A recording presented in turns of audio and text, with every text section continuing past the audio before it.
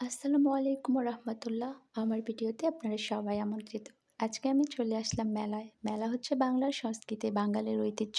মেলায় ঢুকতেই প্রথম দেখলাম জিলাপি ভাজা হচ্ছে। জিলাপি দেখে তো আর লোভ সামলাতে পারলাম না। জিলাপির দোকানের সামনে কতক্ষণ ওয়েট করলাম। জিলাপি ভাজা হলো, তারপর জিলাপি নিয়ে পুরো মেলায় ঘুরতে গেলাম। মেলায় ছিল বাহারি রঙের খাবার, কি না ছিল এখানে! সব ধরনের খাবার ছিল যেগুলো দেখলেই মুখে পানি চলে আসছিল। আমি অনেক ছোটবেলায় একবার মেলায় গিয়েছি আমার ভাইয়ার সাথে।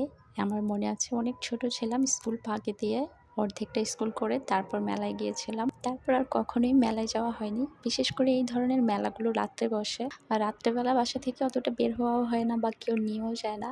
এই মেলাটা যেহেতু আমার একদম ঘরের সামনে ছিল, তাই আমার সবাই নিয়ে গিয়েছিল।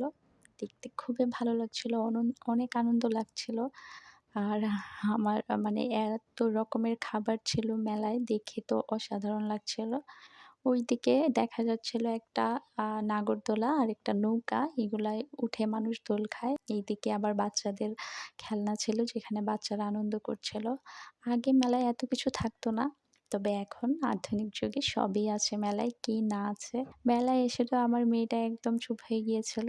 সে এত মানুষ কখনোই দেখেনি একসাথে। সবসময় ঘরের ভেতর থাকে। তাই আ একদম চুপ হয়ে গিয়েছিল। কোনো কথা বলছিল না। সবকিছু দেখছিল।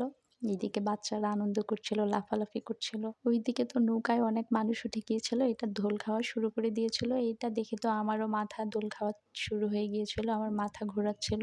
আমি ভাবছিলাম মানুষগুলো কিভাবে এখানে ঠিক আছে। আবার নিচে দেখছিলাম অনেকগুলো ঝুলে দোল খাচ্ছে। এদিকে ছিল হাওয়াই মিঠাই। হাওয়াই মিঠাই তো দেখতে খুবই ভালো লাগছিল আমার। খেতে অসাধারণ, মুখে দিলেই মিলিয়ে যায়। তো আমি অনেকগুলো হাওয়াই মিঠাই কিনে নিয়েছিলাম। তারপর আরো সামনের দিকে যাচ্ছিলাম।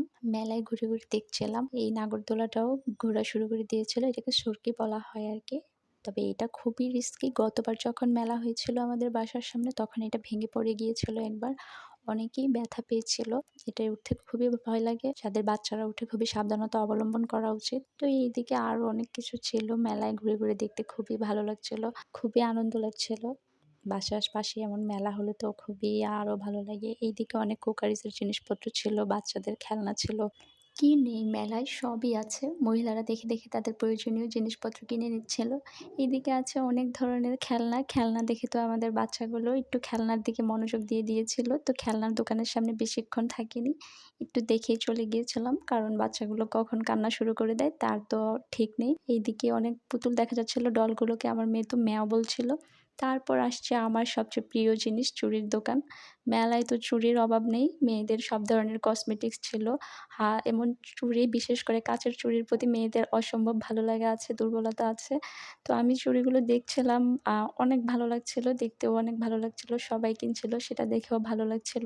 মেলায় সবসময় বেশিরভাগই মেয়েদের জিনিসপত্র পাওয়া যায়। বিশেষ করে মেয়েদের চুড়ি, সাজুগুজুর জিনিস, এসবই সবসময় দেখতাম। তবে এখন আর মেলায় শুধু মেয়েদের জিনিসপত্রেই সীমাবদ্ধ নেই। এখন মেলায় ছেলেদের জিনিসও পাওয়া যায়।